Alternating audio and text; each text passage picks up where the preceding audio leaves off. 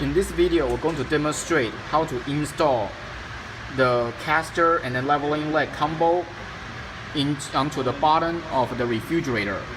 The tools you will need is the socket wrench and then also the parts from the back.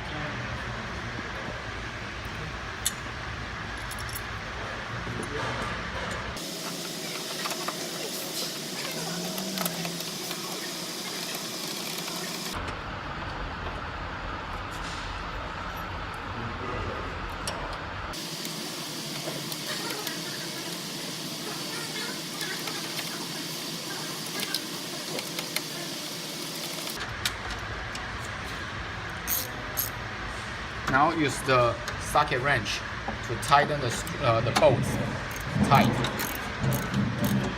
front and back.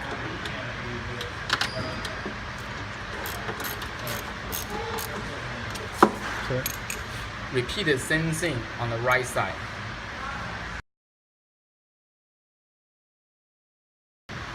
In this video, we're going to show you how to install the rear caster onto the refrigerator. Same tools you will need for the 12mm socket wrench.